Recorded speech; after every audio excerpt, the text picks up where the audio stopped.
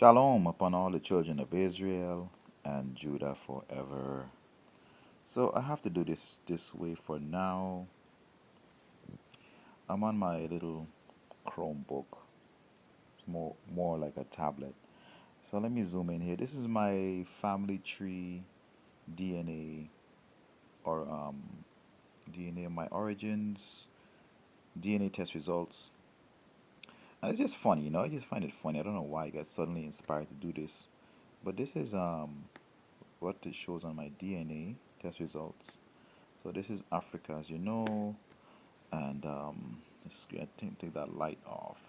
The light is shining too bright on the screen. So just to show you my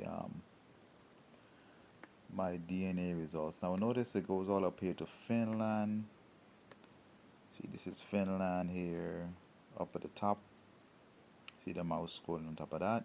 Come down to Turkey, Iran, Syria, Iraq, which it says in the corner here is Middle East, um, Anatolia, Armenia, and Mesopotamia, 2%. North Africa, which is Maghreb and Egypt, 4%. So my DNA, small amounts, is in this area. Let me click on Show All here so you can see the whole of my DNA. And the reason why I'm showing this is because it matches with my genealogy.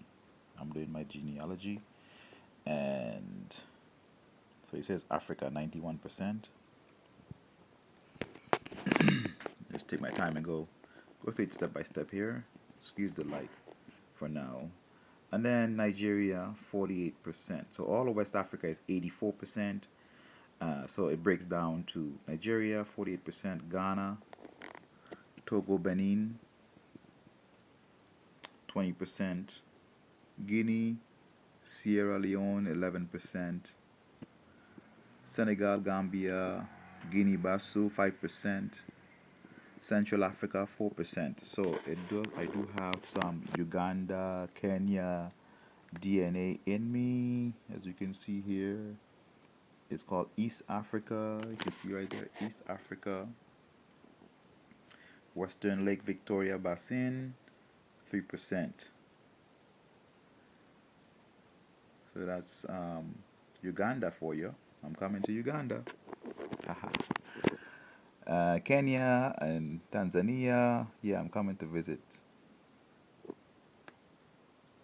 So this is all the rest here is 0, 0, 0, 0, 0. Now here you see Europe. Europe, it breaks it down, 5%. Finnish, Finland. What else? Everything else is 0 there. So scroll down some more. Everything's 0. No other European except, well, I know French from my grandparents. My grandmother's grandmother from France. So North Africa, 4%. Maghreb and Egypt. Middle East, 2%, which breaks down to Mesopotamia, Anatolia, Armenia. And these are today's names of those places. That's not the ancient names of those places. These are biblical lands. It's saying my DNA come from the biblical lands of Abraham. So yeah, and he is my grandfather. Abraham, Isaac, Jacob, 12 tribes of Israel. That's why Judah forever. Yeah. So all the rest of this you're seeing here is 0, 0, 0, 0, 0. My DNA has no origins in those other places of the world. So come back to the top. Majority says Africa, West Africa particularly. Now this dates back to approximately 500 years. I did call and ask. Yeah, so it's they say between 300 to 500 years, the markers of the DNA. So the markers breaks down to, let me show you this. The markers break down to, this is my genealogy. I wrote it down. I did have two different writings on it. But let me just show you this one. This is an easy one to understand. Matter of fact, let me show you the other one. This one is so this is me. This is me here. In the middle, my father, Gerald Sidney, born December 6, 1929. My mother, Felicite Ernest, born March 21, 1943. It is my handwriting. So this is my first marker. Second marker is where you see Therese Gabrielle. Third marker is where you see Philomene Joseph Jean. Fourth marker would be Mrs. Joseph Africaine. And then fifth marker would be where you see Louise up here and Cecil. So this is my this woman is a French white woman from France. This is her daughter, who married an indigenous man, Charles Brett, from Soufrière. She from Monzy, which is Mount Zion. She lived in Mount Zion in St. Lucia. They call it Monzy or Monzy or Moncy. Different pronunciation, but this is a part of St. Lucia called Mount Zion, where she was from. And people in the area mixed together. So this is Choiseul. They eventually moved down to Choiseul, where she was born. One of my grandmothers, Paulina, called Mabret, born 1882, and her daughter, which is Mary Ernest, which is my grandmother. My grandmother born January 25th, 1917, Mary Ernest, and my mother, Felicite Ernest. Now, this name, Felicite Ernest, came from her grandparents over here, which is right here. These two couple was married. Felicite Plan or Plant or Platt. All three variations was used for the surname. Some stuck, some went away.